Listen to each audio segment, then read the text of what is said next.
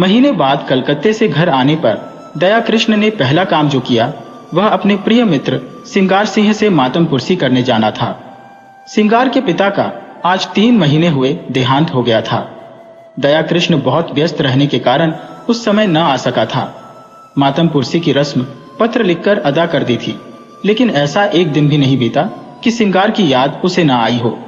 अभी वह 2-4 महीने और कलकत्ते रहना चाहता था, क्योंकि वहां उसने जो कारोबार जारी किया था उसे संगठित रूप में लाने के लिए उसका वहां मौजूद रहना जरूरी था, और उसकी थोड़े दिन की गैरहाजिरी से भी हानि की शंका थी। किंतु जब सिंगार की स्त्री लीला का परवाना आ पहुंचा तो वह अपने को न रोक सका। लीला ने साफ साफ तो कुछ न लिखा था, केवल उसे तुरंत बुलाया था, लेकिन दया कृष्ण को पत्र के शब्दों से कुछ ऐसा अनुमान हुआ कि वहां की परिस्थिति चिंताजनक है और इस अवसर पर उसका वहां पहुंचना जरूरी है। सिंगार संपन्न बाप का बेटा था, बड़ा ही अलहड़, बड़ा ही जिद्दी, बड़ा ही आराम पसंद। दृढ़ता या लगन उसे छू भी नहीं गई थी। उसकी मां उसके बचपन ही में मर चुकी थी और बाप ने उसके पालने में नियंत्रण की अपेक्षा स्नेह से ज्यादा काम लिया था। उसे कभी दुनिया की हवा नहीं लगने दी। उद्योग भी कोई वस्तु है, यह वह जानता ही न था।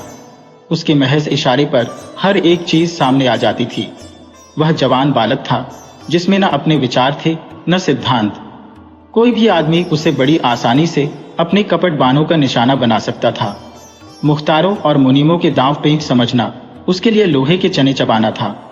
उसे किसी ऐसे समझदार और हितैषी मित्र की जरूरत थी जो स्वार्थियों के हथकंडों से उसकी रक्षा करता रहे। दया कृष्ण पर इस घर के बड़े बड़े एहसान थे। उस दोस्ती का हक अदा करने के लिए उसका आना आवश्यक था। मुंह हाथ धोकर सिंगार सिंह के घर पर ही भोजन का इरादा करके दया कृष्ण उससे मिलने चला। 9 बज गए थे। हवा और धूप में गर्मी आने लगी थी। सिंगार सिंह उसकी खबर पाते ही बाहर निकल आया। दया कृष्ण उसे देखकर चौंक पड़ा। लंबे लंबे केशों की जगह उसके सिर पर घुंघराले बाल थे, वहां सिख था। आड़ी मान निकली हुई, आंखों में न आंसू थे न शोक का कोई दूसरा चिन्ह। चेहरा कुछ जर्द अवश्य था, पर उस पर विलासिता की मुस्कुराहट थी। वह एक महीन रेशमी कमीज और मखमली जूते पहने हुए था, मानो किसी महफिल से उठा आ रहा हो। संवेदना के शब्द दया कृष्ण के ओठों तक आकर निराश लौट गए। वहां बधाई के शब्द ज्यादा अनुकूल प्रतीत हो रहे थे। सिंगार सिंह लपक कर उसके गले से लिपट गया और बोला, तुम खूब आए यार, इधर तुम्हारी बहुत याद आ रही थी। मगर पहले यह बतला दो, वहां का कारोबार बंद कर आए या नहीं? अगर वह झंझट छोड़ आए हो तो पहले उसे तिलांजलि दे आओ। अब आप यहां से जाने न पाएंगे। मैंने तो भाई अपना कहना बदल दिया। बताओ कब तक तपस्या करता? अब तो आए दिन जलसे होते हैं। मैंने सोचा यार, दुनिया में आए तो कुछ दिन सैर सपाटे का आनंद भी उठा लो, नहीं तो एक दिन यूं ही हाथ मलते चले जाएंगे, कुछ भी साथ न जाएगा। दया कृष्ण विस्मय से उसके मुंह की ओर ताकने लगा। ये वही सिंगार है या कोई और? बाप के मरते ही इतनी तब्दीली। दोनों मित्र कमरे में गए और सोफे पर बैठे। सरदार साहब के सामने इस कमरे में फर्श और मसनद थी, अलमारी थी। अब दर्जनों गद्देदार सोफे और कुर्सियां हैं। कालीन का फर्श है, रेशमी पर्दे हैं, बड़े बड़े आईने हैं। सरदार साहब को संचय की धुन थी, सिंगार को उड़ाने की धुन है। सिंगार ने एक सिगार जलाकर कहा, तेरी बहुत याद आती थी यार, तेरी जान की कसम। दया कृष्ण ने शिकवा किया, क्यों झूठ बोलते हो भाई? महीनों गुजर जाते थे, एक खत लिखने की तो आपको फुर्सत न मिलती थी। मेरी याद आती थी। सिंगार ने अलहरपन से कहा, बस इसी बात पर मेरी सेहत का एक जाम पियो। अरे यार, इस जिंदगी में और क्या रखा है? हंसी खेल में जो वक्त कट जाए उसे गनीमत समझो। मैंने तो ये तपस्या त्याग दी। अब तो आए दिन जलसे होते हैं। कभी दोस्तों की दावत है, कभी दरिया की सैर, कभी गाना बजाना, कभी शराब के द्वार। मैंने कहा, लाओ कुछ दिन वह बाहर भी देख लो, हसरत क्यों दिल में रह जाए। आदमी संसार में कुछ भोगने के लिए आता है, यही जिंदगी के मजे हैं। जिसने ये मजे नहीं चखे उसका जीना वृथा है। बस दोस्तों की मजलिस हो, बगल में माशूक हो और हाथ में प्याला हो, इसके सिवा मुझे और कुछ न चाहिए। उसने अलमारी खोलकर एक बोतल निकाली और 2 गिलासों में शराब डालकर बोला, यह मेरी सेहत का जाम है, इनकार न करना, मैं तुम्हारे सेहत का जाम पीता हूं। दया कृष्ण को कभी शराब पीने का अवसर न मिला था। वह इतना धर्मात्मा तो न था कि शराब पीना पाप समझता, हाँ, उसे दुर्व्यसन समझता था। दंत ही से उसका जी मितलाने लगा। उसे भय हुआ कि वह शराब कट चाहे मुंह में ले ले, उसे कंठ के नीचे नहीं उतार सकता। उसने प्याले को शिष्टाचार के तौर पर हाथ में ले लिया, फिर उसे ज्यों का त्यों मेज पर रखकर बोला, तुम जानते हो मैंने कभी नहीं पी, इस समय मुझे क्षमा करो। 10-5 दिन में यह फन भी सीख जाऊंगा। मगर यह तो बताओ, अपना कारोबार भी कुछ देखते हो या इसी में पड़े रहते हो? सिंगार ने अरुचि से मुंह बनाकर कहा। ओह, क्या जिक्र तुमने छेड़ दिया?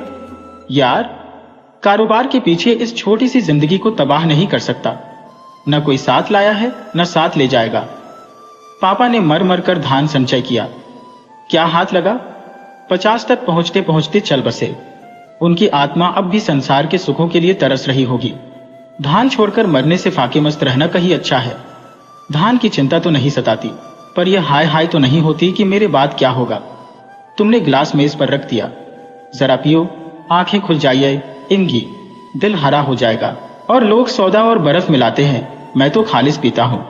इच्छा हो तो तुम्हारे लिए बर्फ मंगाऊं? दया कृष्ण ने फिर क्षमा मांगी, मगर सिंगार गिलास पर गिलास पीता गया। उसकी आंखें लाल लाल निकल आईं, उल जलूल बकने लगा, खूब डींगे मारी, फिर बेसुरे राग में एक बाजारू गीत गाने लगा। अंत में उसी कुर्सी पर पड़ा पड़ा बेसुधा हो गया। सहसा पीछे का पर्दा हटा और लीला ने उसे इशारे से बुलाया। दया कृष्ण की धामनियों में शतगुण वेग से रक्त दौड़ने लगा। उसकी संकोचमय भीरू प्रकृति भीतर से जितनी ही रोपासक्त थी, बाहर से उतनी ही विरक्त। सुंदरियों के सम्मुख आकर वह स्वयं अवाक हो जाता था। उसके कपोनों पर लज्जा की लाली दौड़ जाती थी और आंखें झुक जाती थी, लेकिन मन उनके चरणों पर लौटकर अपने आप को समर्पित कर देने के लिए विकल हो जाता था। मित्रगण उसे बूढ़े बाबा कहा करते थे। स्त्रियां उसे अरसिक समझकर उससे उदासीन रहती थी। किसी युवती के साथ लंका तक रेल में एकांत यात्रा करके भी वह उससे एक शब्द भी बोलने का साहस न करता।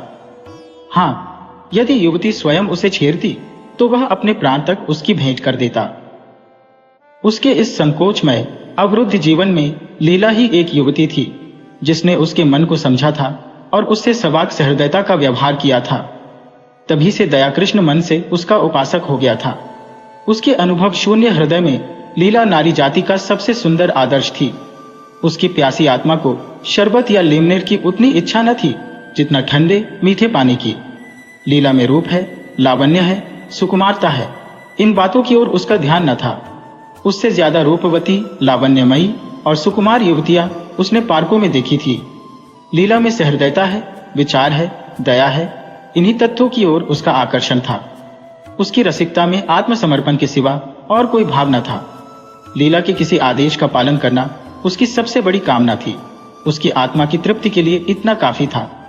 उसने कांपते हाथों से पर्दा उठाया और अंदर आकर खड़ा हो गया और विस्मय भरी आंखों से उसे देखने लगा।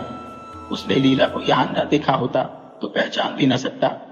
वह रूप, यौवन और विकास की देवी इस तरह मुरझा गई थी जैसे किसी ने उसके प्राणों को चूस कर निकाल लिया हो। करुण स्वर में बोला, यह तुम्हारा क्या हाल है लीला? बीमार हो क्या? मुझे सूचना तक न दी। लीला मुस्कुराकर बोली, तुमसे मतलब? मैं बीमार हो या अच्छी हो, तुम्हारी बला से। तुम तो अपने सैर सपाटे करते रहे। 6 महीने के बाद जब आपको याद आई है तो पूछते हो बीमार हो। जब उस रोग से ग्रस्त हो जो प्राण लेकर ही छोड़ता है। तुमने इन महाशय की हालत देखी। उनका यह रंग देखकर मेरे दिल पर क्या गुजरती है, ये क्या मैं अपने मुंह से कहूं तभी समझोगे। मैं अब इस घर में जबरदस्ती पड़ी हूं और बेहयाई से जीती हूं। किसी को मेरी चाह या चिंता नहीं है। पापा क्या मरे, मेरा सुहाग ही उठ गया। कुछ समझती हूं तो बेवकूफ बनाई जाती हो। रात रात भर न जाने कहां गायब रहते हैं। जब देखो नशे में मस्त, हफ्तों घर में नहीं आते कि 2 बातें कर लो। अगर इनके यही ढंग रहे तो साल 2 साल में रोटियों के मोहताज हो जाएंगे। दया ने पूछा, ये लत इन्हें कैसे पड़ गई? ये बातें तो इनमें न थी।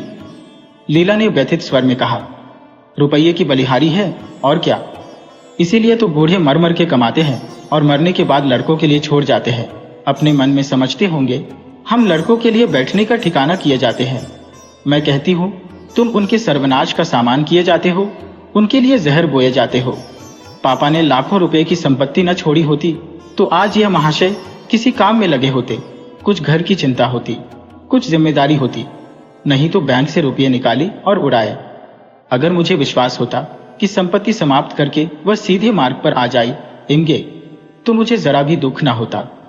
पर मुझे तो यह भय है कि ऐसे लोग फिर किसी काम के नहीं रहते, या तो जेल खाने में मरते हैं या अनाथालय में। आपकी एक वेश्या से आशनाई है, माधुरी नाम है, और वह इन्हें उल्टे छुरे से मूद रही है जैसा उसका धर्म है। आपको यह खपत हो गया कि वह मुझ पर जान देती है। उससे विवाह का प्रस्ताव भी किया जा चुका है। मालूम नहीं उसने क्या जवाब दिया।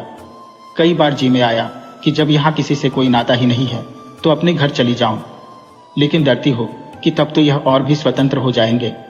मुझे किसी पर विश्वास है तो वह तुम हो, इसीलिए तुम्हें बुलाया था कि शायद तुम्हारे समझाने बुझाने का कुछ असर हो।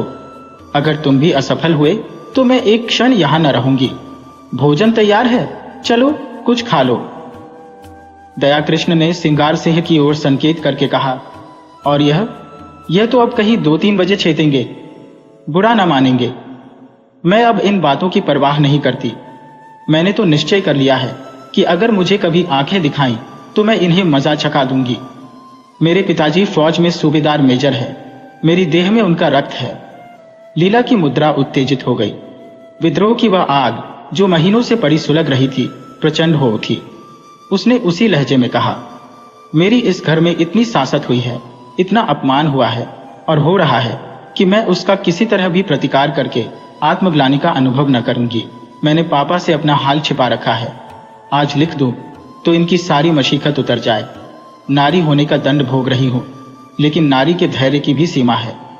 दयाकृष्ण उस सुकुमारी का वह तमतमाया हुआ चेहरा, वे जलती हुई आंखें, वह कांपते हुए होंठ देखकर कांप उठा। उसकी दशा उस आदमी की सी हो गई जो किसी को दर्द से तड़पते देखकर वैद्य को बुलाने दौड़े। आर्द्र कंठ से बोला, इस समय मुझे क्षमा करो लीला, फिर कभी तुम्हारा निमंत्रण स्वीकार करूंगा। तुम्हें अपनी ओर से इतना ही विश्वास दिलाता हूं कि मुझे अपना सेवक समझती रहना।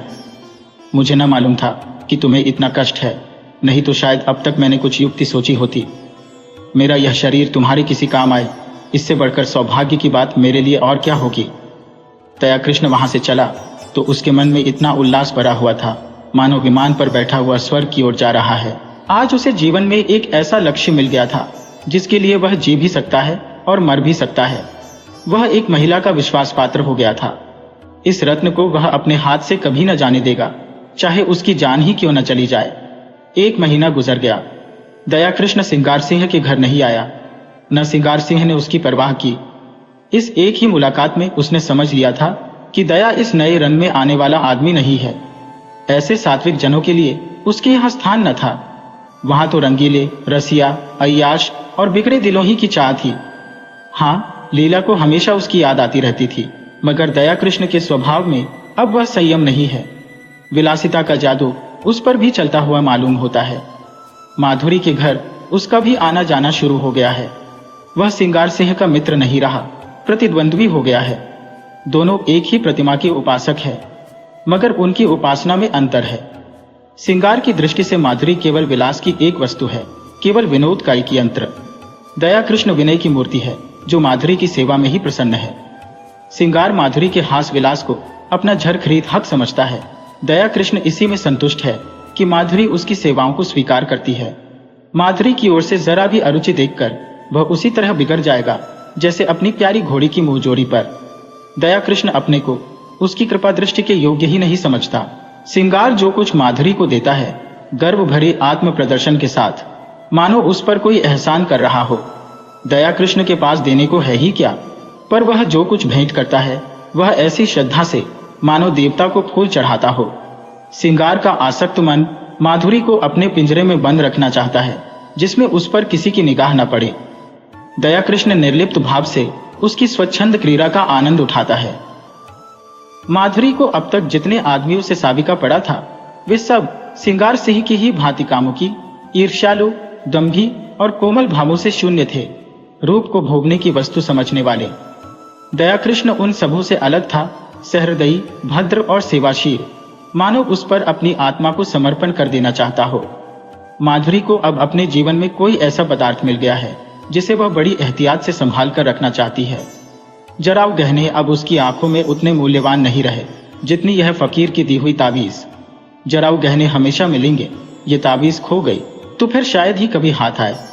जराव गहने केवल उसकी विलास प्रवृत्ति को उत्तेजित करते हैं, पर इस ताबीज में कोई दैवी शक्ति है, जो न जाने कैसे उसमें सदनुराग और परिष्कार भावना को जगाती है।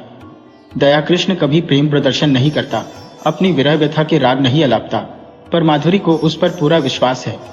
सिंगार सिंह के प्रलाप में उसे बनावट और दिखावे का आभास होता है। वह चाहती है यह जल्द यहाँ से टले, लेकिन दया कृष्ण के संयत भाषण में उसे गहराई तथा गांभीर्य और गुरुत्व का आभास होता है। औरों की वह प्रेमिका है, लेकिन दया कृष्ण की आशिक, जिसके कदमों की आहट पाकर उसके अंदर एक तूफान उठने लगता है। उसके जीवन में यह नई अनुभूति है। अब तक वह दूसरों के भोग की वस्तु थी, अब कम से कम एक प्राणी की दृष्टि में वह आदर और प्रेम की वस्तु है। सिंगार सिंह को जब से दया कृष्ण के इस प्रेमाभिनय की सूचना मिली है, वह उसके खून का प्यासा हो गया है और ईर्ष्याग्नि से फूंका जा रहा है। उसने दया कृष्ण के पीछे कई सौदे लगा रखे हैं कि वे उसे जहां पाए उसका काम तमाम कर दें। वह खुद पिस्तौल लिए उसकी टोह में रहता है। दया कृष्ण इस खतरे को समझता है, जानता है। अपने नियत समय पर माधुरी के पास बिला नागा आ जाता है। मालूम होता है उसे अपनी जान का कुछ भी मोह नहीं है। सौदे उसे देखकर क्यों कतरा जाते हैं, मौका पाकर भी क्यों उस पर वार नहीं करते, इसका रहस्य वह नहीं समझता। एक दिन माधुरी ने उससे कहा, कृष्ण जी, तुम यहाँ न आया करो, तुम्हें तो पता नहीं है, पर यहाँ तुम्हारे 20 दुश्मन है। मैं डरती हो कि किसी दिन कोई बात ना हो जाए। शिशिर की तुषार मंडित संध्या थी। माधुरी एक काश्मीरी शाल ओढ़े अंगीठी के सामने बैठी हुई थी। कमरे में बिजली का रजत प्रकाश फैला हुआ था। दया कृष्ण ने देखा माधुरी की आंखें सजल हो गई हैं और वह मुंह फेरकर उन्हें दया कृष्ण से छिपाने की चेष्टा कर रही है। प्रदर्शन और सुख भोग करने वाली रमणी क्यों इतना संकोच कर रही है, यह उसका अनाड़ी मन न समझ सका। हाँ, माधुरी के गोरे, प्रसन्न, संकोचहीन मुख पर लज्जा मिश्रित मधुरिमा की ऐसी छटा उसने कभी न देखी थी। आज उसने उस मुख पर कुलवधू की भीरू आकांक्षा और दृढ़ वात्सल्य देखा और उसके अभिनय में सत्य का उदय हो गया।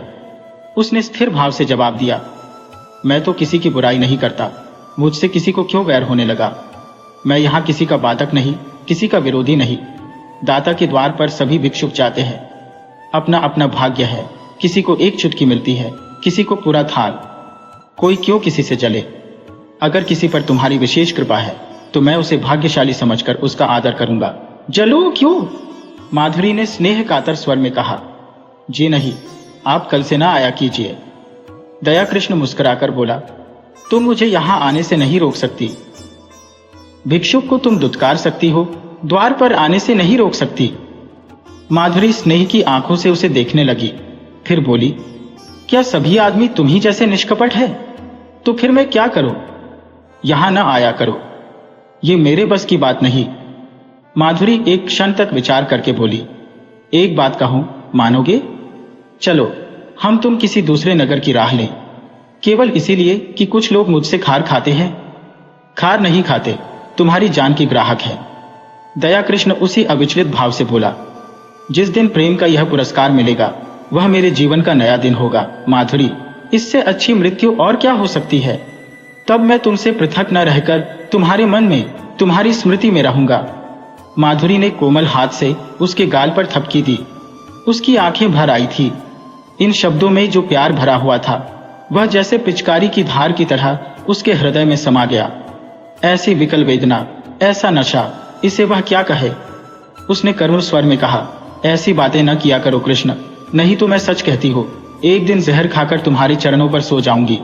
तुम्हारे इन शब्दों में न जाने क्या जादू था कि मैं जैसे फूंक उठी।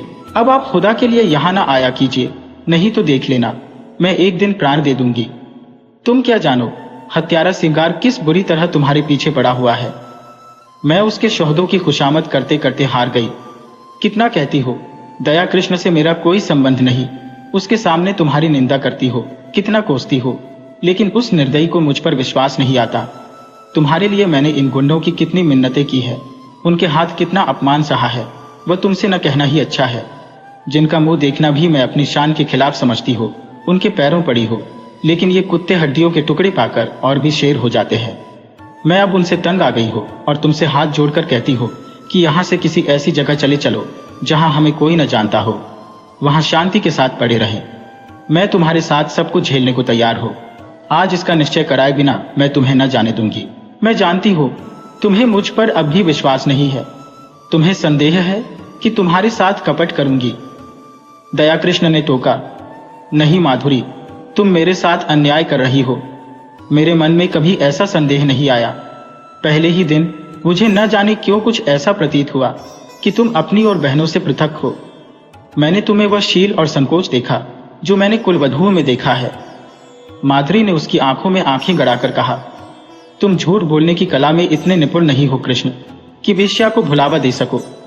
मैं न शीलवती हूं, न संकोचवती हूं और न अपनी दूसरी बहनों से भिन्न हो। मैं वेश्या हूं, उतनी ही कलुषित, उतनी ही विलासांत, उतनी ही मायाविनी जितनी मेरी दूसरी बहनें, बल्कि उनसे कुछ ज्यादा।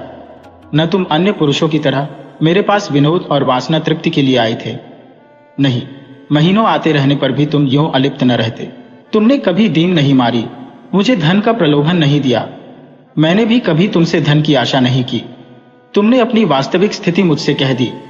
फिर भी मैंने तुम्हें एक नहीं अनेक ऐसे अवसर दिए कि कोई दूसरा आदमी उन्हें न छोड़ता, लेकिन तुम्हें मैं अपने पंजे में न ला सकी। तुम चाहे और जिस इरादे से आए हो, भोग की इच्छा से नहीं आए। अगर मैं तुम्हें इतना नीच, इतना हृदयहीन, इतना विलासांधा समझती तो इस तरह तुम्हारे नाज न उठाती। फिर मैं भी तुम्हारे साथ मित्र भाव रखने लगी। समझ लिया, मेरी परीक्षा हो रही है। जब तक इस परीक्षा में सफल न हो जाऊं तुम्हें नहीं पा सकती। तुम जितने सज्जन हो उतने ही कठोर हो।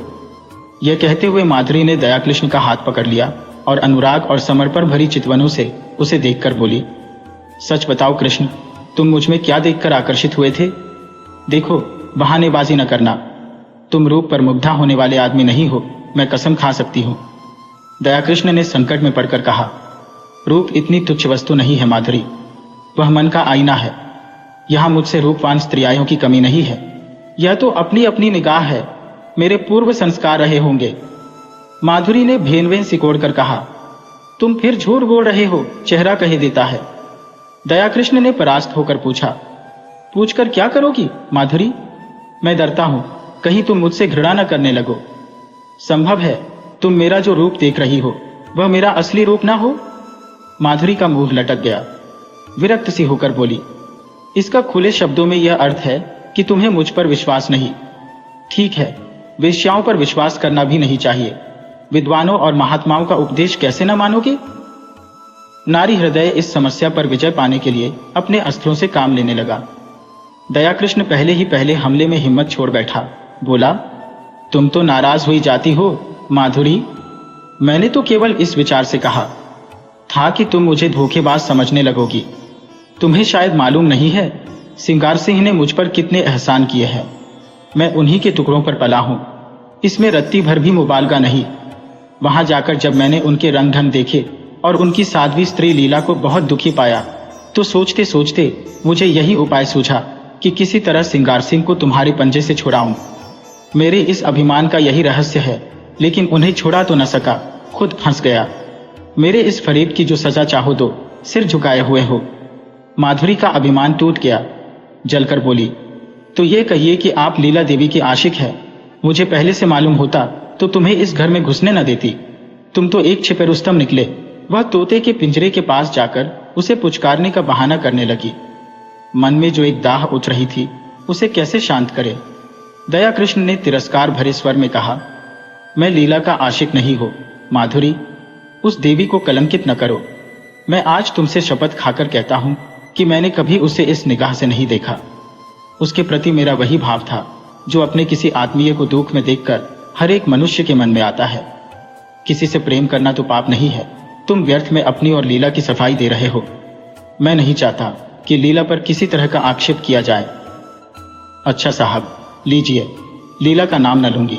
मैंने मान लिया वह सती है, साध्वी है और केवल उसकी आज्ञा से। दयाकृष्ण ने बात काटी, उनकी कोई आज्ञा नहीं थी। ओहो, तुम तो जबान पकड़ते हो। कृष्ण, क्षमा करो, उनकी आज्ञा से नहीं, तुम अपनी इच्छा से आए। अब तो राजी हुए। अब यह बताओ आगे तुम्हारे क्या इरादे हैं? मैं वचन तो दे दूंगी, मगर अपने संस्कारों को नहीं बदल सकती। मेरा मन दुर्बल है। मेरा सतीत्व कब का नष्ट हो चुका है। अन्य मूल्यवान पदार्थों की तरह रूप और यौवन की रक्षा भी बलवान हाथों से हो सकती है। मैं तुमसे पूछती हूँ, तुम मुझे अपनी शरण में लेने पर तैयार हो? तुम्हारा आश्रय पाकर तुम्हारे प्रेम की शक्ति से मुझे विश्वास है मैं जीवन के सारे प्रलोभनों का सामना कर सकती हूँ। मैं इस सोने के महल को ठुकरा दूंगी, लेकिन इसके बदले मुझे किसी हरे वृक्ष की छांव तो मिलनी चाहिए। वह छांव तुम मुझे दोगे? अगर नहीं दे सकते तो मुझे छोड़ दो। मैं अपने हाल में मगन हूँ। मैं वादा करती हूँ सिंगार सिंह से मैं कोई संबंध न रखूंगी। वह मुझे घेरेगा, रोएगा, संभव है गुंडों से मेरा अपमान कराए, आतंक दिखाए, लेकिन मैं सब कुछ झेल लूंगी तुम्हारी खातिर से। आगे और कुछ न कहकर वह तृष्णा भरे लेकिन उसके साथ ही निरपेक्ष नेत्रों से दया कृष्ण की ओर देखने लगी, जैसे दुकानदार ग्राहक को बुलाता तो है पर साथ ही यह भी दिखाना चाहता है कि उसे उसकी परवाह नहीं है। दया कृष्ण क्या जवाब दे? संघर्षमय संसार में वह अभी केवल एक कदम टिका पाया है। इधर वह अंगुल भर जगह भी उससे छिन गई है। शायद जोर मारकर वह फिर वह स्थान पा जाए, लेकिन वहां बैठने की जगह नहीं और एक दूसरे प्राणी को लेकर तो वह खड़ा भी नहीं रह सकता। अगर मान लिया जाए कि अदम्य उद्योग से दोनों के लिए स्थान निकाल लेगा तो आत्मसम्मान को कहां ले जाए? संसार क्या कहेगा? लीला क्या फिर उसका मुंह देखना चाहेगी? सिंगार से वह फिर आंखें मिला सकेगी? यह भी छोड़ो, लीला अगर उसे पति समझती है समझे, सिंगार अगर उससे जलता है तो जले, उसे इसकी परवाह नहीं। लेकिन अपने मन को क्या करे? विश्वास उसके अंदर आकर जाल में फंसे पक्षी की भांति फड़फड़ाकर निकल भागता है। कुलीना अपने साथ विश्वास का वरदान लिए आती है। उसके साहचर्य में हमें कभी संदेह नहीं होता। वहां संदेह के लिए प्रत्यक्ष प्रमाण चाहिए। कुत्सिता संदेह का संस्कार लिए आती है। वहां विश्वास के लिए प्रत्यक्ष, अत्यंत प्रत्यक्ष प्रमाण की जरूरत है।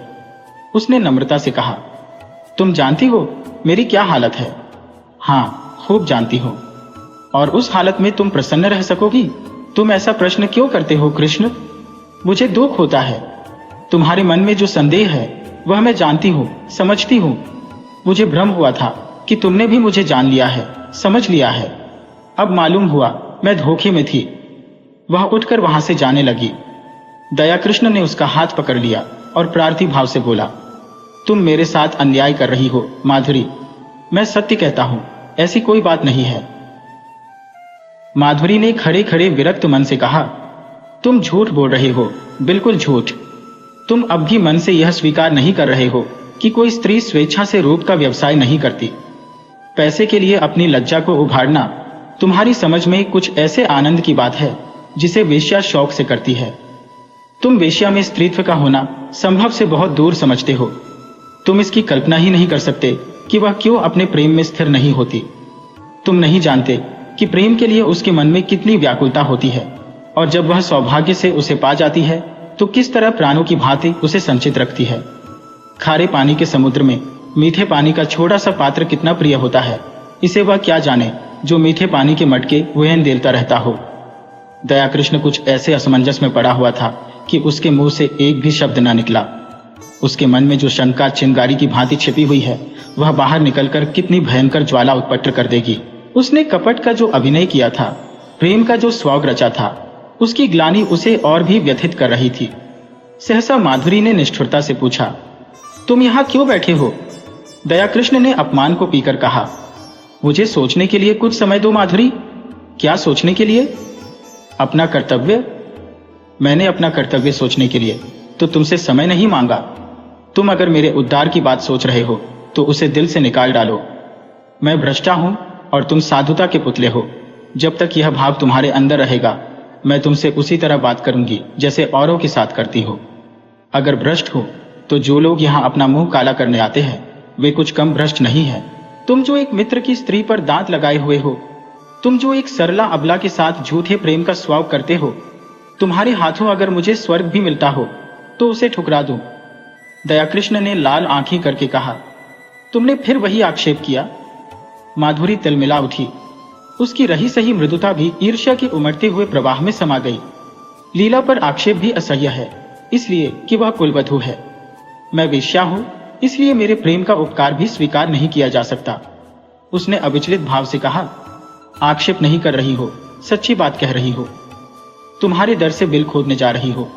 तुम स्वीकार करो या न करो, तुम लीला पर मरते हो। तुम्हारी लीला तुम्हें मुबारक रहे। मैं अपने सिंगार सिंह ही में प्रसन्न हो। उद्धार की लालसा अब नहीं रही। पहले जाकर अपना उद्धार करो। अब से खबरदार कभी भूलकर भी यहाँ ना आना, नहीं तो पछताओगे। तुम जैसे रंगे हुए पतितों का उद्धार नहीं करते। उद्धार वही कर सकते हैं जो उद्धार के अभिमान को हृदय में आने ही नहीं देते। जहाँ प्रेम है वहाँ किसी तरह का भेद नहीं रह सकता। यह कहने के साथ ही वह उठकर बराबर वाले दूसरे कमरे में चली गई और अंदर से द्वार बंद कर लिया। दया कृष्ण कुछ देर वहां मरमाहत सा रहा, फिर धीरे धीरे नीचे उतर गया, मानो देह में प्राण न हो। 2 दिन दया कृष्ण घर से न निकला। माधुरी ने उसके साथ जो व्यवहार किया, इसकी उसे आशा न थी। माधुरी को उससे प्रेम था, इसका उसे विश्वास था, लेकिन जो प्रेम इतना असहिष्णु हो, जो दूसरे के मनोभावों का जरा भी विचार न करे, जो मिथ्या कलंक आरोपण करने से भी संकोच न करे, वह उन्माद हो सकता है, प्रेम नहीं। उसने बहुत अच्छा किया कि माधुरी के कपट जाल में न फंसा, नहीं तो उसकी न जाने क्या दुर्गति होती।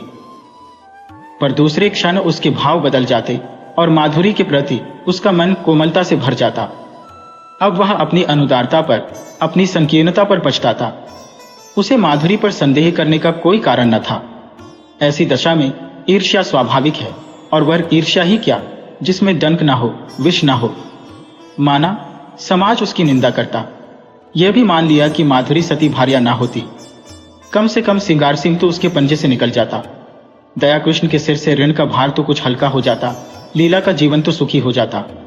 सहसा किसी ने द्वार खटखटाया। उसने द्वार खोला तो सिंगार सिंह सामने खड़ा था, बाल बिखरे हुए, कुछ अस्त व्यस्त। दया कृष्ण ने हाथ मिलाते हुए पूछा, क्या पांव पांव ही आ रहे हो? मुझे क्यों न बुला लिया?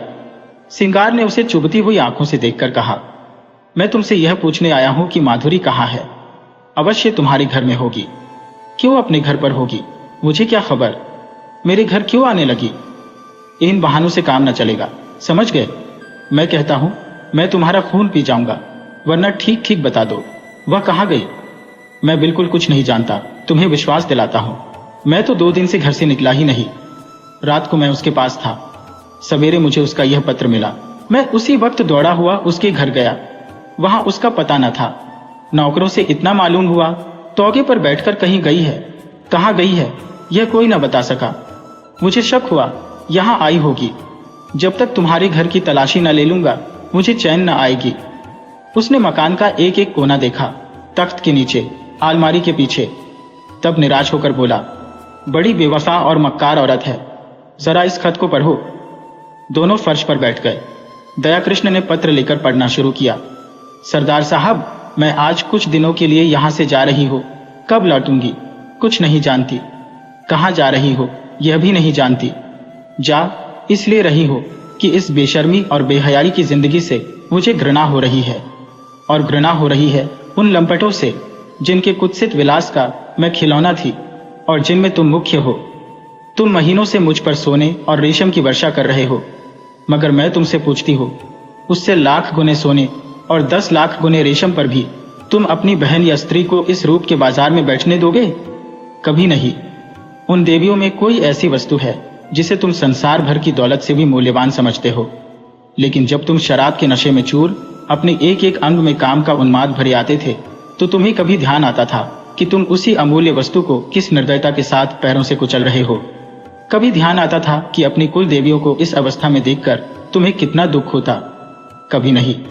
यह उन गीदड़ों और गिद्धों की मनोवृत्ति है जो किसी लाश को देखकर चारों ओर से जमा हो जाते हैं और उसे नोच नोच कर खाते हैं।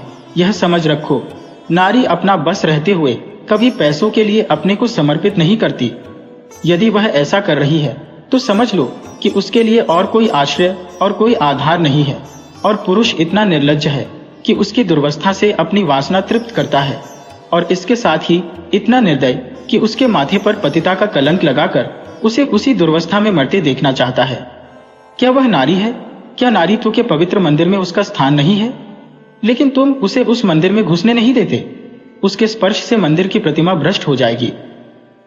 खैर, पुरुष समाज जितना अत्याचार चाहे कर ले, हम असहाय है, आत्माभिमान को भूल बैठी है। लेकिन सहसा सिंगार सिंह ने उसके हाथ से वह पत्र छीन लिया और जेब में रखता हुआ बोला, क्या बड़े गौर से पढ़ रहे हो? कोई नई बात नहीं, सब कुछ वही है जो तुमने सिखाया है। यही करने तो तुम उसके यहाँ जाते थे। मैं कहता हूं, तुम्हें मुझसे इतनी जलन क्यों हो गई? मैंने तो तुम्हारे साथ कोई बुराई न की थी। इस साल भर में मैंने माधुरी पर 10,000 से कम न फूके होंगे। घर में जो कुछ मूल्यवान था वह मैंने उसके चरणों पर चढ़ा दिया, और आज उसे साहस हो रहा है कि वह हमारी कुल देवियों की बराबरी करे। यह सब तुम्हारा प्रसाद है। 70 चूहे खाके बिल्ली हज को चली। कितनी बेवफा जात है। ऐसों को तो गोली मार दे। जिस पर सारा घर लुटा दिया, जिसके पीछे सारे शहर में बदनाम हुआ, वह आज मुझे उपदेश करने चली है। जरूर इसमें कोई न कोई रहस्य है। कोई नया शिकार फंसा होगा, मगर मुझसे भागकर जाएगी कहां? ढूंढ न निकालो तो नाम नहीं। कमबख्त कैसी प्रेम भरी बातें करती थी कि मुझ पर घरों नशा चढ़ जाता था। बस कोई नया शिकार फंस गया। ये बात ना हो, मूछ मुड़ा लो। दया कृष्ण उसके सफाचट चेहरे की ओर देखकर मुस्कुराया। तुम्हारी मूछें तो पहले ही मुड़ चुकी है। इस हल्के से विनोद ने जैसे सिंगार सिंह के घाव पर मरहम रख दिया। वह बेसरो सामान घर, वह फटा फर्श, वे टूटी फूटी चीजें देखकर उसे दया कृष्ण पर दया आ गई। चोट की तिलमिलाहट में वह जवाब देने के लिए ईंट पत्थर ढूंढ रहा था, पर अब चोट ठंडी पड़ गई थी और दर्द घनीभूत हो रहा था। दर्द के साथ साथ सौहार्द भी जाग रहा था। जब आग ही ठंडी हो गई तो धुआं कहां से आता? उसने पूछा। सच कहना, तुमसे भी कभी प्रेम की बातें करती थी? दया कृष्ण ने मुस्कुराते हुए कहा। मुझसे? मैं तो खाली उसकी सूरत देखने जाता था। सूरत देखकर दिल पर काबू तो नहीं रहता। यह तो अपनी अपनी रुचि है मोहिनी। देखते ही कलेजे पर छुरी चल जाती है। मेरे कलेजे पर तो कभी छुरी नहीं चली। यही इच्छा होती थी कि इसके पैरों पर गिर पड़ूं। इसी शायरी ने तो यह अनर्थ किया। तुम जैसे बुद्धुओं को किसी देहातिन से शादी करके रहना चाहिए। चले थे वेश्या से प्रेम करने। एक क्षण के बाद उसने फिर कहा, मगर है बेवफा, मक्कार। तुमने उससे वफा की आशा की। मुझे तो यही अफसोस है, तुमने वह दिल ही नहीं पाया। तुमसे क्या कहूं? 1 मिनट के बाद उसने सहृदय भाव से कहा। अपने पत्र में उसने बातें तो सच्ची लिखी हैं, चाहे कोई माने या न माने। सौंदर्य को बाजारू चीज समझना कुछ बहुत अच्छी बात तो नहीं है। दया कृष्ण ने पुचारा दिया। जब स्त्री अपना रूप बेचती है तो उसके खरीदार भी निकल आते हैं। फिर यहाँ तो कितनी ही जातियां हैं जिनका यही पेशा है। यह पेशा चला कैसे? स्त्रियों की दुर्बलता से। नहीं, मैं समझता हूं बिस्मिल्लाह पुरुषों ने की होगी। इसके बाद एकाएक जेब से घड़ी निकालकर देखता हुआ बोला, ओहो, 2 बज गए और अभी मैं यहीं बैठा हूं। आज शाम को मेरे यहां खाना खाना। जरा इस विषय पर बातें होंगी। अभी तो उसे ढूंढ निकालना है। वह है कहीं इसी शहर में। घर वालों से भी कुछ नहीं कहा। बुढ़िया नायिका सिर पीट रही थी। उस्ताद जी अपनी तकदीर को रो रहे थे। न जाने कहां जाकर छिप रही। उसने उठकर दया कृष्ण से हाथ मिलाया और चला। दया कृष्ण ने पूछा, मेरी तरफ से तो तुम्हारा दिल साफ हो गया? सिंगार ने पीछे फिरकर कहा, हुआ भी और नहीं भी हुआ, और बाहर निकल गया। 7-8 दिन तक सिंगार सिंह ने सारा शहर छाना, पुलिस में रिपोर्ट की, समाचार पत्रों में नोटिस छपाई, अपने आदमी दौड़ाए, लेकिन माधुरी का कुछ भी सुराग न मिला कि फिर महफिल गर्म होती। मित्र वृंद सुबह शाम हाजिरी देने आते और अपना सा मुंह लेकर लौट जाते। सिंगार के पास उनके साथ गपशप करने का समय न था। गर्मी के दिन सजा हुआ कमरा भट्ठी बना हुआ था। खस की टट्टियां भी थी, पंखा भी। लेकिन गर्मी जैसे किसी के समझाने बुझाने की परवाह नहीं करना चाहती। अपने दिल का बुखार निकाल कर ही रहेगी। सिंगार से यह अपने भीतर वाले कमरे में बैठा हुआ पेग पर पेग चढ़ा रहा था, पर अंदर की आग न शांत होती थी।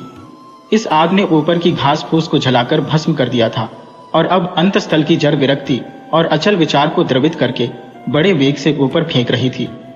माधुरी की बेवफाई ने उसके आमोदी हृदय को इतना आहत कर दिया था कि अब अपना जीवन ही बेकार सा मालूम होता था।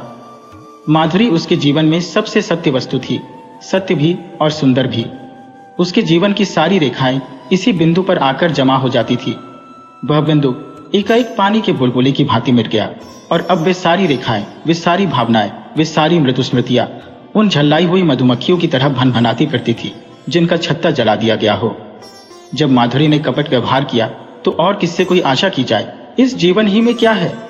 आम में रस ही न रहा तो गुठली किस काम की? लीला कई दिनों से महफिल में सन्नाटा देखकर चकित हो रही थी। उसने कई महीनों से घर के किसी विषय में बोलना छोड़ दिया था। बाहर से जो आदेश मिलता था उसे बिना कुछ कहे सुने पूरा करना ही उसके जीवन का क्रम था। वीतराग सी हो गई थी।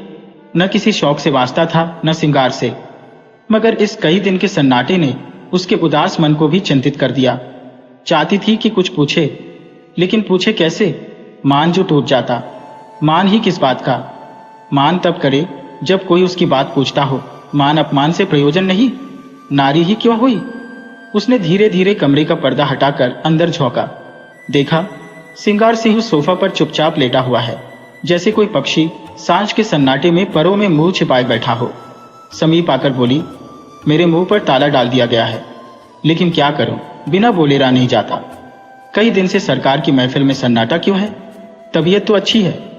सिंगार ने उसकी ओर आंखें उठाई, उनमें व्यथा भरी हुई थी। कहा, तुम अपने मैके क्यों नहीं चली जाती लीला? आपकी जो आज्ञा। पर यह तो मेरे प्रश्न का उत्तर न हुआ। वह कोई बात नहीं, मैं बिल्कुल अच्छा हूं। ऐसे बेहयाओं को मौत भी नहीं आती। अब इस जीवन से जी भर गया। कुछ दिनों के लिए बाहर जाना चाहता हूं। तुम अपने घर चली जाओ तो मैं निश्चिंत हो जाऊं। भला आपको मेरी इतनी चिंता तो है। अपने साथ जो कुछ ले जाना चाहती हो ले जाओ। मैंने इस घर की चीजों को अपना समझना छोड़ दिया है। मैं नाराज होकर नहीं कह रहा हूं। लीला, न जाने कब लौटो। तुम यहां अकेली कैसे रहोगी? कई महीने के बाद लीला ने पति की आंखों में स्नेह की झलक देखी। मेरा विवाह तो इस घर की संपत्ति से नहीं हुआ है, तुमसे हुआ है। जहां तुम रहोगे वहीं मैं भी रहूंगी। मेरे साथ तो अब तक तुम्हें रोना ही पड़ा। लीला ने देखा, सिंगार की आंखों में आंसू की एक बूंद नीले आकाश में चंद्रमा की तरह गिरने गिरने को हो रही थी। उसका मन भी पुलकित हो उठा। महीनों की क्षुधाग्नि में जलने के बाद अत्र का एक दाना पाकर वह उसे कैसे ठुकरा दे? पेट नहीं भरेगा, कुछ भी नहीं होगा, लेकिन उस दाने को ठुकराना क्या उसके बस की बात थी? उसने बिल्कुल पास आकर अपने अधबचल को उसके समीप ले जाकर कहा, मैं तो तुम्हारी हो गई। हंसाओगे, हंसूंगी, रुलाओगे, रोऊंगी, रखोगे तो रहूंगी, निकालोगे तो भी रहूंगी। मेरा घर तुम हो, धर्म तुम हो, अच्छी हो तो तुम्हारी हो, बुरी हो तो तुम्हारी हो। और दूसरे क्षण सिंगार के विशाल सीने पर उसका सिर रखा हुआ था और उसके हाथ थे लीला की कमर में। दोनों के मुख पर हर्ष की लाली थी, आंखों में हर्ष के आंसू और मन में एक ऐसा तूफान जो उन्हें न जाने कहां उड़ा ले जाएगा। एक क्षण के बाद सिंगार ने कहा, तुमने कुछ सुना? माधुरी भाग गई और पगला दयाकृष्ण उसकी खोज में निकला। लीला को विश्वास न आया। दयाकृष्ण? हाँ जी, जिस दिन वह भागी है उसके दूसरे ही दिन वह भी चल दिया। वह तो ऐसा नहीं है। और माधुरी क्यों भागी? दोनों में प्रेम हो गया था। माधुरी उसके साथ रहना चाहती थी, वह राजी ना हुआ। लीला ने एक लंबी सांस ली। दयाकृष्ण के वे शब्द याद आए जो उसने कई महीने पहले कहे थे। दयाकृष्ण की वे याचना भरी आंखें उसके मन को महसूसने लगी। सहसा किसी ने बड़ी जोर से द्वार खोला और धड़धड़ाता हुआ भीतर वाले कमरे के द्वार पर आ गया। सिंगार ने चकित होकर कहा, अरे तुम्हारी ये क्या हालत है कृष्णा? किधर से आ रहे हो? दयाकृष्ण की आंखें लाल थी, सिर और मुंह पर गर्द जमी हुई, चेहरे पर घबराहट, जैसे कोई दीवाना हो। उसने चिल्लाकर कहा, तुमने सुना? माधुरी इस संसार में नहीं रही। और दोनों हाथों से सिर पीट पीट कर रोने लगा, मानो हृदय और प्राणों को आंखों से बहा देगा।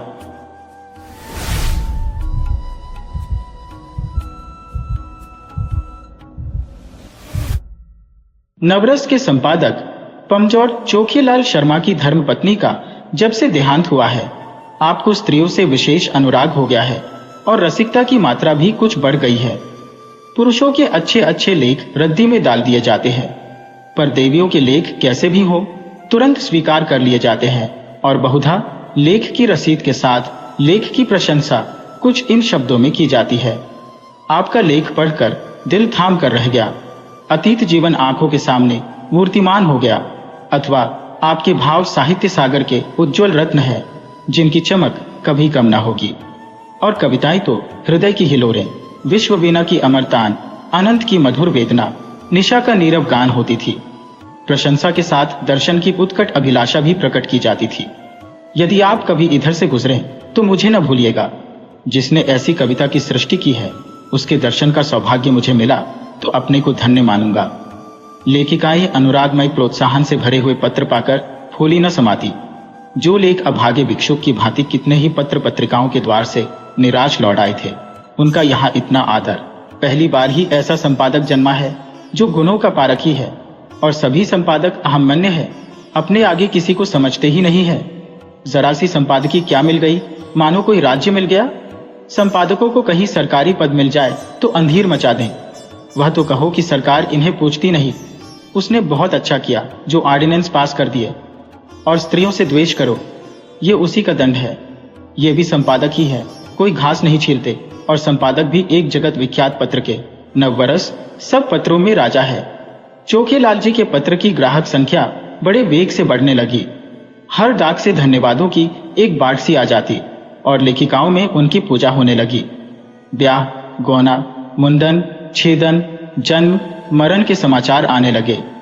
कोई आशीर्वाद मांगती, कोई उनके मुख से सांत्वना के 2 शब्द सुनने की अभिलाषा करती, कोई उनसे घरेलू संकटों में परामर्श पूछती। और महीने में 10-5 महिलाएं उन्हें दर्शन भी दे जाती।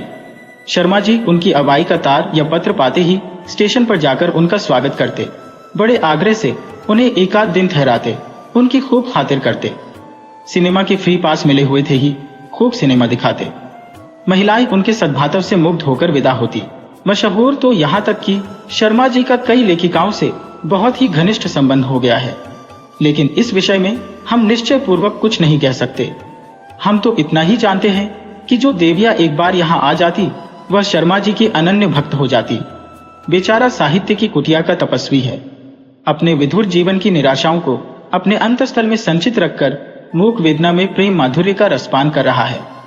संपादक जी के जीवन में जो कमी आ गई थी उसकी कुछ पूर्ति करना महिलाओं ने अपना धर्म सा मान लिया। उनके भरे हुए भंडार में से अगर एक क्षुधित प्राणी को थोड़ी सी मिठाई दी जा सके तो उससे भंडार की शोभा ही है। कोई देवी पार्सल से अचार भेज देती, कोई लड्डू। एक ने पूजा का ऊनी आसन अपने हाथों बनाकर भेज दिया। एक देवी महीने में एक बार आकर उनके कपड़ों की मरम्मत कर देती थी। दूसरी देवी महीने में 2-3 बार आकर उन्हें अच्छी अच्छी चीजें बनाकर खिला जाती थी। अब वह किसी एक के न होकर सबके हो गए थे। स्त्रियों के अधिकारों का उनसे बड़ा रक्षक शायद ही कोई मिले। पुरुषों से तो शर्मा जी को हमेशा तीव्र आलोचना ही मिलती थी। श्रद्धामय सहानुभूति का आनंद तो उन्होंने स्त्रियों ही में पाया। एक दिन संपादक जी को एक ऐसी कविता मिली जिसमें लेखिका ने अपने उग्र प्रेम का रूप दिखाया था। अन्य संपादक उसे अश्लील कहते, लेकिन चोखेलाल इधर बहुत उदार हो गए थे। कविता इतने सुंदर अक्षरों में लिखी थी, लेखिका का नाम इतना मोहक था कि संपादक जी के सामने उसका एक कल्पना चित्र सा आकर खड़ा हो गया। भावुक प्रकृति, कोमल गात, याचना भरे नेत्र, बिंब अधर, चंपई रंग, अंग अंग में चपलता भरी हुई, पहले गोंद की तरह शुष्क और कठोर, आर्द्र होते ही चिपक जाने वाली। उन्होंने कविता को 2-3 बार पढ़ा और हर बार उनके मन में सनसनी दौड़ी। क्या तुम समझते हो मुझे छोड़कर भाग जाओगे? भाग सकोगे?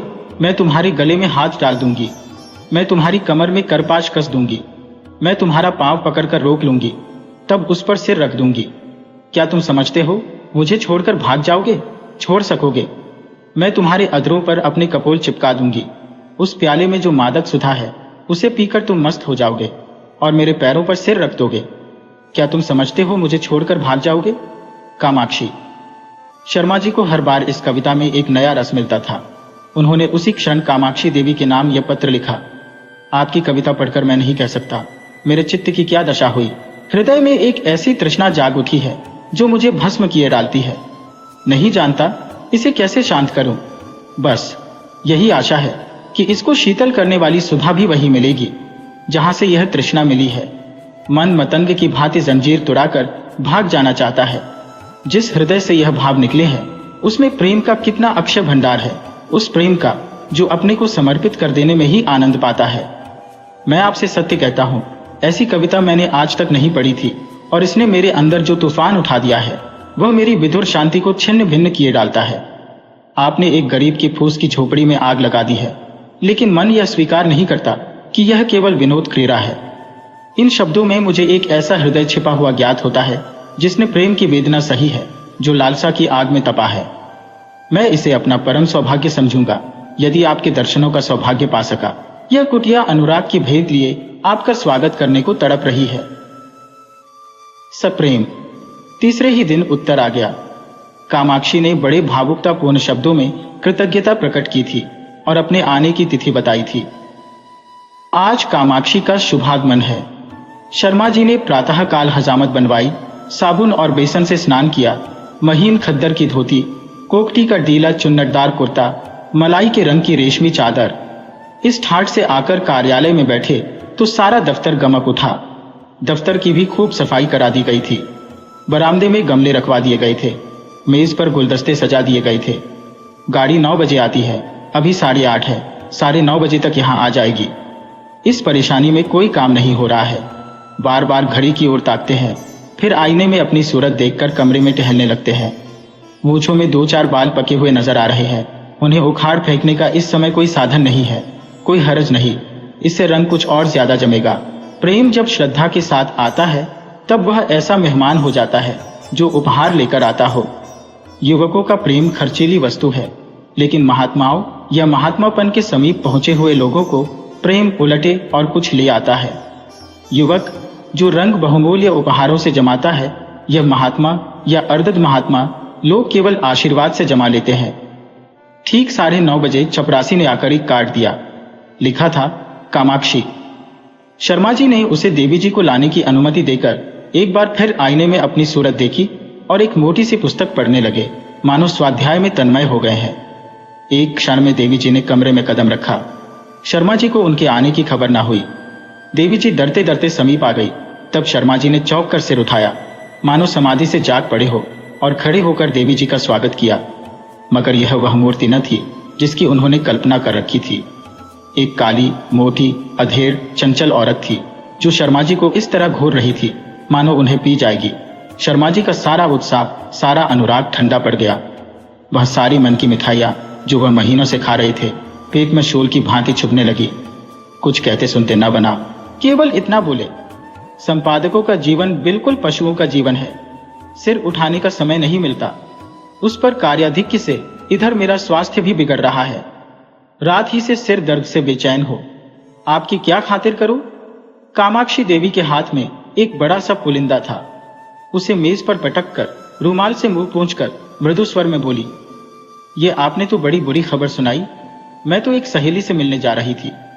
सोचा रास्ते में आपके दर्शन करती चलो, लेकिन जब आपका स्वास्थ्य ठीक नहीं है तो मुझे यहाँ कुछ दिन रहकर आपका स्वास्थ्य सुधारना पड़ेगा। मैं आपके संपादन कार्य में भी आपकी मदद करूंगी। आपका स्वास्थ्य स्त्री जाति के लिए बड़े महत्व की वस्तु है। आपको इस दशा में छोड़कर मैं अब जा नहीं सकती। शर्मा जी को ऐसा जान पड़ा जैसे उनका रक्त प्रवाह रुक गया है, नाड़ी छूती जा रही है। उस चुड़ैल के साथ रहकर तो जीवन ही नरक हो जाएगा। चली है कविता करने, और कविता भी कैसी, अश्लीलता में डूबी हुई। अश्लील तो है ही, बिल्कुल सड़ी हुई, गंदी। एक सुंदरी युवती की कलम से वह कविता कामबान थी। इस जाइन की कलम से तो वह परनाली का कीचड़ है। मैं कहता हूं, इसे ऐसी कविता लिखने का अधिकार ही क्या है? यह क्यों ऐसी कविता लिखती है? क्यों नहीं किसी कोने में बैठकर राम भजन करती? आप पूछती हैं मुझे छोड़कर भाग सकोगे? मैं कहता हूं, आपके पास कोई आएगा ही क्यों? दूर से ही देखकर ना लंबा हो जाएगा। कविता क्या है जिसका न सिर न पैर, मात्राओं तक का इसे ज्ञान नहीं है, और कविता करती है। कविता अगर इस काया में निवास कर सकती है तो फिर गधा भी गा सकता है, ऊंट भी नाच सकता है।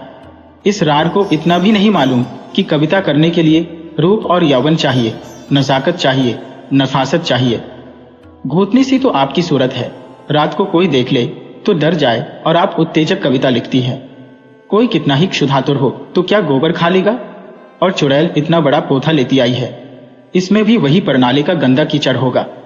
उस मोटी पुस्तक की ओर देखते हुए बोले, नहीं नहीं, मैं आपको कष्ट नहीं देना चाहता। वह ऐसी कोई बात नहीं है। 2-4 दिन के विश्राम से ठीक हो जाएगा। आपकी सहेली आपकी प्रतीक्षा करती होगी। आप तो महाशय जी संकोच कर रही है। मैं 10-5 दिन के बाद भी चली जाऊंगी तो कोई हानि ना होगी। इसकी कोई आवश्यकता नहीं है देवी जी। आपके मुंह पर तो आपकी प्रशंसा करना खुशामद होगी, पर जो सज्जनता मैंने आप में देखी वह कहीं नहीं पाई। आप पहले महानुभाव हैं जिन्होंने मेरी रचना का आदर किया, नहीं तो मैं निराश ही हो चुकी थी। आपके प्रोत्साहन का यह शुभ फल है कि मैंने इतनी कविताएं रच डाली। आप इनमें से जो चाहें रख लें। मैंने एक ड्रामा भी लिखना शुरू कर दिया है, उसे भी शीघ्र ही आपकी सेवा में भेजूंगी। कहिए तो 2-4 कविताएं सुनाओ। ऐसा अवसर मुझे फिर कब मिलेगा? यह तो नहीं जानती कि कविताएं कैसी हैं, पर आप सुनकर प्रसन्न होंगे। बिल्कुल उसी रंग की है। उसने अनुमति की प्रतीक्षा न की, तुरंत पोथा खोलकर एक कविता सुनाने लगी। शर्मा जी को ऐसा मालूम होने लगा जैसे कोई भिगो भिगो कर जूते मार रहा है। कई बार उन्हें मतली आ गई, जैसे 1000 गधे कानों के पास खड़े अपना स्वर अलाप रहे हों। कामाक्षी के स्वर में कोयल का माधुर्य था, पर शर्मा जी को इस समय वह भी अप्रिय लग रहा था। सिर में सचमुच दर्द होने लगा। वह गद्दी टलेगी भी या यूं ही बैठी सिर खाती रहेगी? इसे मेरे चेहरे से भी मेरे मनोभावों का ज्ञान नहीं हो रहा है। उस पर आप कविता करने वाली है। इस मुंह से तो महादेवी या सुभद्रा कुमारी की कविताएं भी घृणा ही उत्पन्न करेंगी। आखिर न रहा गया, बोले, आपकी रचनाओं का क्या कहना, आप यह संग्रह यही छोड़ जाइए। मैं अवकाश में पढ़ूंगा, इस समय तो बहुत सा काम है। कामाक्षी ने दयार्द्र होकर कहा, आप इतना दुर्बल स्वास्थ्य होने पर भी इतने व्यस्त रहते हैं, मुझे आप पर दया आती है। आपकी कृपा है। आपको कल अवकाश रहेगा? जरा मैं अपना ड्रामा सुनाना चाहती थी। खेद है, कल मुझे जरा प्रयाग जाना है। तो मैं भी आपके साथ चलूं? गाड़ी में सुनाती चलूंगी। कुछ निश्चय नहीं किस गाड़ी से जाऊं। आप लौटेंगे कब तक? यह भी निश्चय नहीं। और टेलीफोन पर जाकर बोले, हेलो, नंबर 87। कामाक्षी ने आधा घंटे तक उनका इंतजार किया, मगर शर्मा जी एक सज्जन से ऐसी महत्व की बातें कर रहे थे जिसका अंत ही होने न पाता था। निराश होकर कामाक्षी देवी विदा हुई और शीघ्र ही फिर आने का वादा कर गई। शर्मा जी ने आराम की सांस ली और उस पोथी को उठाकर रद्दी में डाल दिया और जले हुए दिल से आप ही आप कहा, ईश्वर न करे कि फिर तुम्हारे दर्शन हो। कितनी बेशर्म है, कुर्ता कहीं की। आज इसने सारा मजा किरकिरा कर दिया। फिर मैनेजर को बुलाकर कहा, कामाक्षी की कविता नहीं जाएगी। मैनेजर ने स्तंभित होकर कहा, फार्म तो मशीन पर है, कोई हरज नहीं, फार्म उतार लीजिए। बड़ी देर होगी, होने दीजिए, वह कविता नहीं जाएगी।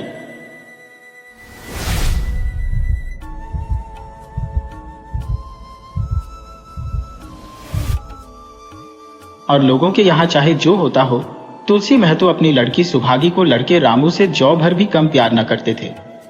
रामू जवान होकर भी काठ का उल्लू था। सुभागी 11 साल की बालिका होकर भी घर के काम में इतनी चतुर और खेती बाड़ी के काम में इतनी निपुण थी कि उसकी मां लक्ष्मी दिल में डरती रहती कि कहीं लड़की पर देवताओं की आंख न पड़ जाए। अच्छे बालकों से भगवान को भी तो प्रेम है। कोई सुभागी का बखान न करे, इसलिए वह अनायास ही उसे डांटती रहती थी। बखान से लड़के बिगड़ जाते हैं, यह भय तो न था, भय था नजर का। वही सुभागी आज 11 साल की उम्र में विधवा हो गई। घर में कुहराम मचा हुआ था। लक्ष्मी पछाड़ी खाती थी, तुलसी सिर पीटते थे। उन्हें रोते देखकर सुभागी भी रोती थी। बार बार मां से पूछती, क्यों रोती हो अम्मा? मैं तुम्हें छोड़कर कहीं ना जाऊंगी, तुम क्यों रोती हो? उसकी भोली बातें सुनकर माता का दिल और भी फटा जाता था।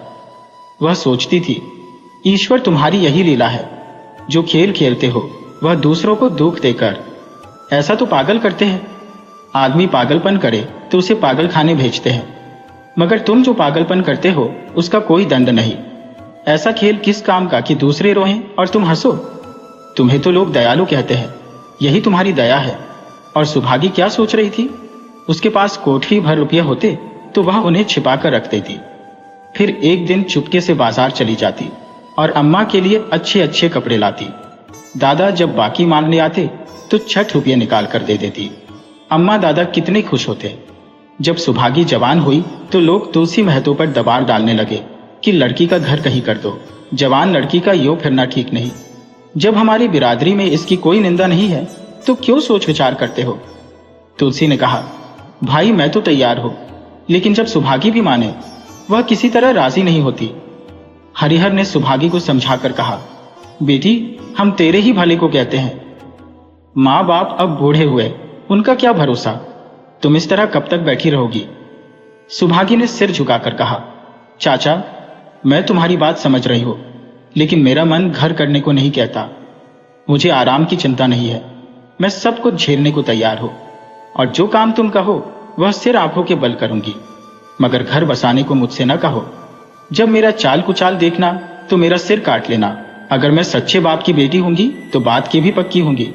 फिर लज्जा रखने वाले तो भगवान है, मेरी क्या हस्ती है कि अभी कुछ कहो।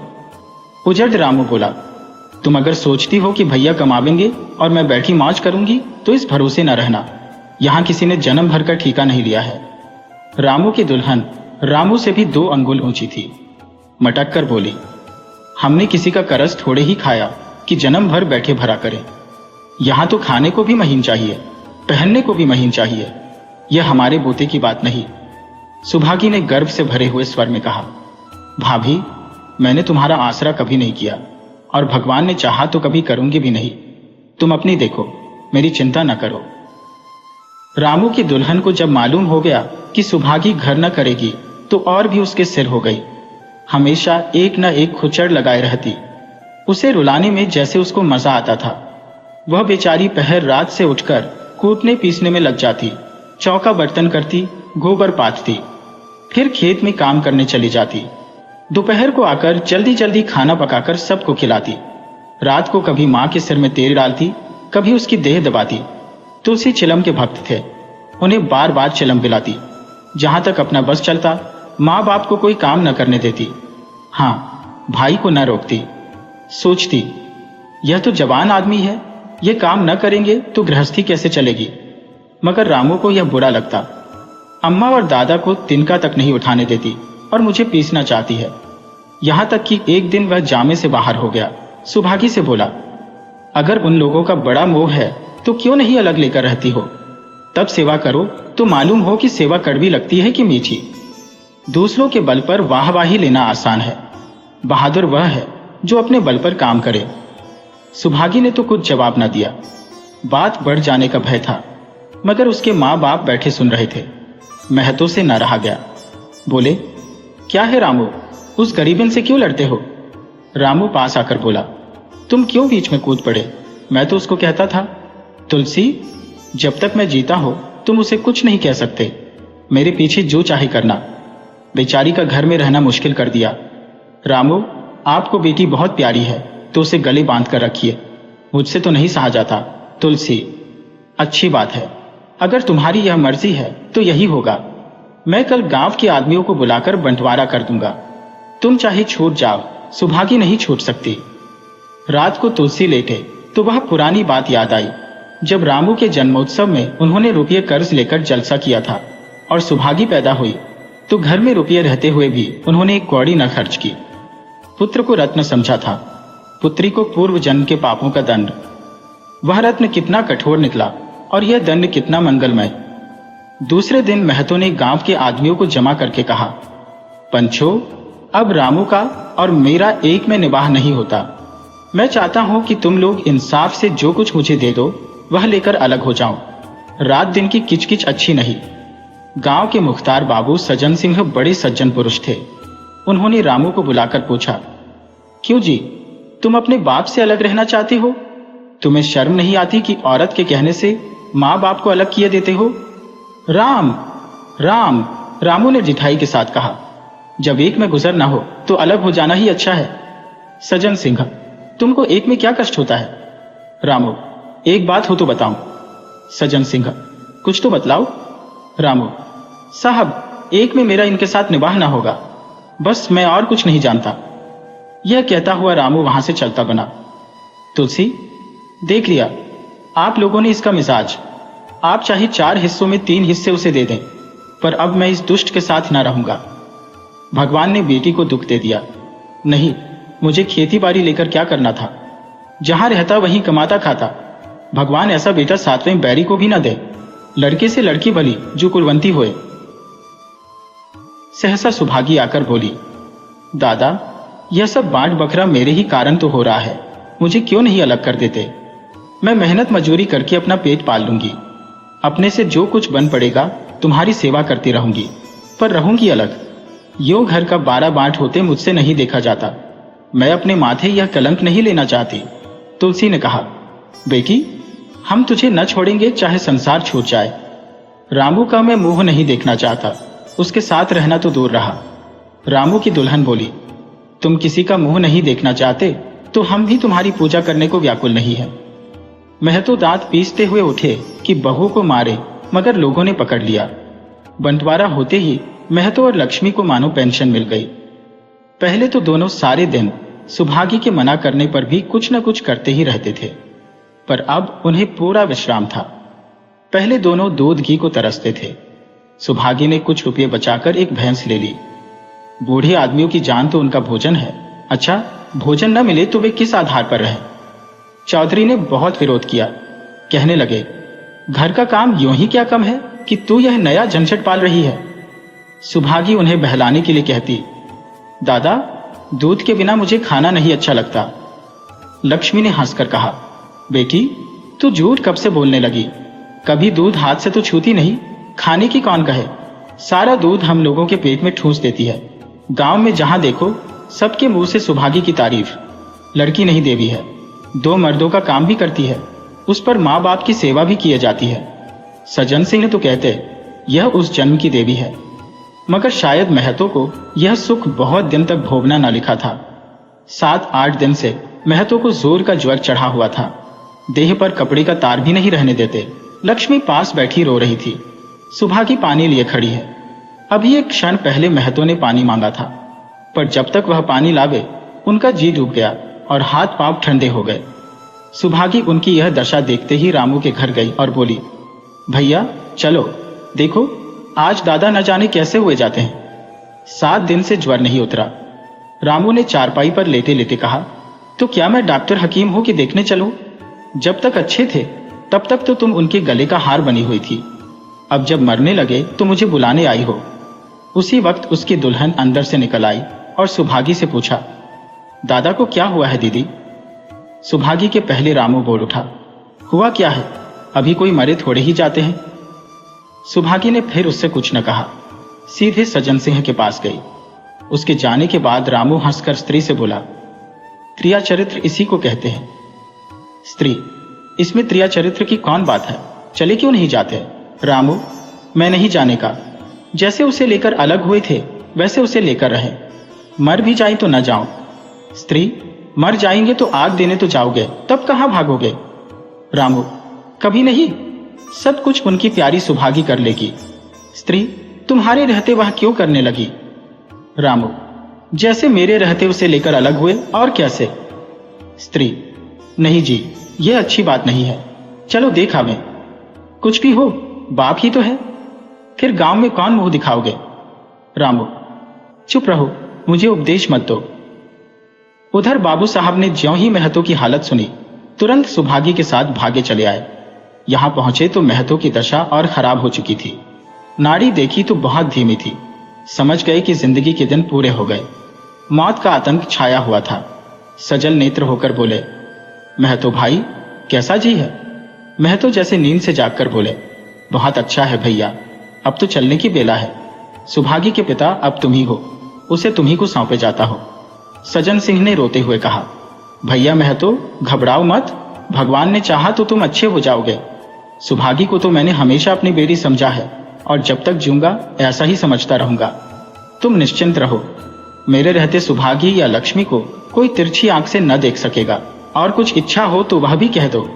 महतो ने विनीत नेत्रों से देखकर कहा, और कुछ नहीं कहूंगा भैया, भगवान तुम्हें सदा सुखी रखे। सज्जन सिंह, रामू को बुलाकर लाता हूं, उससे जो भूल चूक हो क्षमा कर दो। महतो, नहीं भैया, उस पापी हत्यारे का मुंह मैं नहीं देखना चाहता। इसके बाद गोदान की तैयारी होने लगी। रामू को गांव भर ने समझाया, पर वह अंत्येष्टि करने पर राजी न हुआ। कहा, जिस पिता ने मरते समय मेरा मुंह देखना स्वीकार न किया वह मेरा न पिता है न मैं उसका पुत्र हो। लक्ष्मी ने दाह क्रिया की। इन थोड़े से दिनों में सुभागी ने न जाने कैसे रुपए जमा कर लिए थे कि जब 13 का सामान आने लगा तो गांव वालों की आंखें खुल गईं। बर्तन, कपड़े, घी, शक्कर, सभी सामान इफरात से जमा हो गए। रामू देख देख चलता था और सुभागी उसे जलाने के लिए सबको यह सामान दिखाती थी। लक्ष्मी ने कहा, बेटी, घर देखकर खर्च करो, अब कोई कमाने वाला नहीं बैठा है, आप ही कुआं खोदना और पानी पीना है। सुभागी बोली, बाबूजी का काम तो धूमधाम से ही होगा अम्मा, चाहे घर रहे या जाए। बाबूजी फिर थोड़े ही आवेंगे। मैं भैया को दिखा देना चाहती हो कि अबला क्या कर सकती है। वह समझते होंगे इन दोनों के किए कुछ ना होगा, उनका यह घमंड तोड़ दूंगी। लक्ष्मी चुप हो रही। तेरही के दिन 8 गांव के ब्राह्मणों का भोज हुआ। चारों तरफ वाहवाही मच गई। पिछले पहर का समय था। लोग भोजन करके चले गए थे। लक्ष्मी थककर सो गई थी। केवल सुभागी बची हुई चीजें उठा उठाकर रख रही थी कि ठाकुर सज्जन सिंह ने आकर कहा, अब तुम भी आराम करो बेटी, सवेरे यह सब काम कर लेना। सुभागी ने कहा, अभी थकी नहीं हूं दादा। आपने जोड़ लिया, कुल कितने रुपये उठे? सज्जन सिंह, वह पूछकर क्या करोगी बेटी? कुछ नहीं, यूं ही पूछती थी। कोई 300 रुपये उठे होंगे। सुभागी ने सकुचाते हुए कहा, मैं इन रुपयों की देनदार हूं, तुमसे तो मैं मांगता नहीं। मैं तो मेरे मित्र और भाई थे, उनके साथ कुछ मेरा भी तो धर्म है। आपकी यही दया क्या कम है कि मेरे ऊपर इतना विश्वास किया। मुझे कौन 300 देता? सज्जन सिंह सोचने लगे, इस अबला की धर्म बुद्धि का कहीं वार पार भी है या नहीं। लक्ष्मी उन स्त्रियों में थी जिनके लिए पति वियोग जीवन स्रोत का बंद हो जाना है। 50 वर्ष के चिर सहवास के बाद अब यह एकांत जीवन उसके लिए पहाड़ हो गया। उसे अब ज्ञात हुआ कि मेरी बुद्धि, मेरा बल, मेरी सुमति, मानो सबसे मैं वंचित हो गई। उसने कितनी बार ईश्वर से विनती की थी मुझे स्वामी के सामने उठा लेना, मगर उसने यह विनती स्वीकार न की। मौत पर अपना काबू नहीं तो क्या जीवन पर भी काबू नहीं है? वह लक्ष्मी जो गांव में अपनी बुद्धि के लिए मशहूर थी, जो दूसरे को सीख दिया करती थी, अब बौरही हो गई है। सीधी सी बात करते नहीं बनती। लक्ष्मी का दाना पानी उसी दिन से छोड़ गया। सुभागी के आग्रह पर चौके में जाती, मगर कौर कंठ के नीचे न उतरता। 50 वर्ष हुए, एक दिन भी ऐसा न हुआ कि पति के बिना खाए खुद खाया हो। अब उस नियम को कैसे तोड़े? आखिर उसे खांसी आने लगी। दुर्बलता ने जल्द ही खाट पर डाल दिया। सुभागी अब क्या करे? ठाकुर साहब के रुपये चुकाने के लिए दिलो जान से काम करने की जरूरत थी। यहां मां बीमार पड़ गई। अगर बाहर जाए तो मां अकेली रहती है, उनके पास बैठे तो बाहर का काम कौन करे? मां की दशा देखकर सुभागी समझ गई कि इनका परवाना भी आ पहुंचा। महतो को भी तो यही ज्वर था। गांव में और किसे फुर्सत थी कि दौड़ धूप करता। सज्जन सिंह दोनों वक्त आते, लक्ष्मी को देखते, दवा पिलाते, सुभागी को समझाते और चले जाते, मगर लक्ष्मी की दशा बिगड़ती जाती थी। यहां तक कि 15वें दिन वह भी संसार से सिधार गई। अंतिम समय रामू आया और उसके पैर छूना चाहता था, पर लक्ष्मी ने उसे ऐसी झिड़की दी कि वह उसके समीप न जा सका। सुभागी को उसने आशीर्वाद दिया, तुम्हारी जैसी बेटी पाकर तर गई। मेरा क्रियाकर्म तुम ही करना।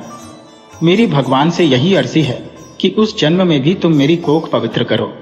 माता के देहांत के बाद सुभागी के जीवन का केवल एक लक्ष्य रह गया, सज्जन सिंह के रुपये चुकाना। 300 रुपये पिता की क्रियाकर्म में लगे थे, लगभग 200 रुपये माता के काम में लगे। 500 रुपये का ऋण था और उसकी अकेली जान, मगर वह हिम्मत न हारती थी। 3 साल तक सुभागी ने रात को रात और दिन को दिन न समझा। उसकी कार्य शक्ति और पौरुष देखकर लोग दांतों तले उंगली दबाते थे। दिन भर खेती बाड़ी का काम करने के बाद वह रात को 4-4 पसेरी आटा पीस डालती। 30वें दिन 15 रुपये लेकर वह सज्जन सिंह के पास पहुंच जाती। इसमें कभी नागा न पड़ता। ये मानो प्रकृति का अटल नियम था। अब चारों ओर से उसकी सगाई के पैगाम आने लगे। सभी उसके लिए मुंह फैलाए हुए थे। जिसके घर सुभागी जाएगी उसके भाग्य फिर जाएंगे। सुभागी यही जवाब देती, अभी वह दिन नहीं आया। जिस दिन सुभागी ने आखिरी किस्त चुकाई, उस दिन उसकी खुशी का ठिकाना न था। आज उसके जीवन का कठोर व्रत पूरा हो गया। वह चलने लगी तो सज्जन सिंह ने कहा, बेटी, तुमसे मेरी एक प्रार्थना है। कहो कहो, कहो न कहो, मगर वचन दो कि मानोगी। सुभागी ने कृतज्ञ भाव से देखकर कहा, दादा, आपकी बात न मानूंगी तो किसकी बात मानूंगी? मेरा तो रोया रोया आपका गुलाम है। सज्जन सिंह, अगर तुम्हारे मन में यह भाव है तो मैं न कहूंगा। मैंने अब तक तुमसे इसलिए नहीं कहा कि तुम अपने को मेरा देनदार समझ रही थी। अब रुपये चुक गए। मेरा तुम्हारे ऊपर कोई एहसान नहीं है, रत्ती भर भी नहीं। बोलो, कहो। सुभागी, आपकी जो आज्ञा हो। सज्जन सिंह, देखो, इनकार न करना। नहीं, मैं फिर तुम्हें अपना मुंह न दिखाऊंगा। सुभागी, क्या आज्ञा है?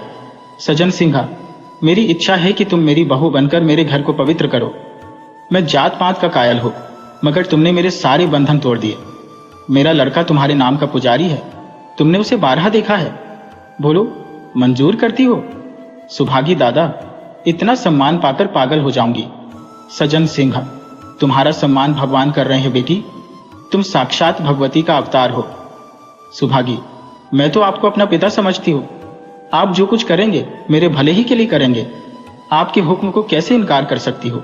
सजन सिंह ने उसके माथे पर हाथ रखकर कहा, बेटी तुम्हारा सुहाग अमर हो, तुमने मेरी बात रख ली।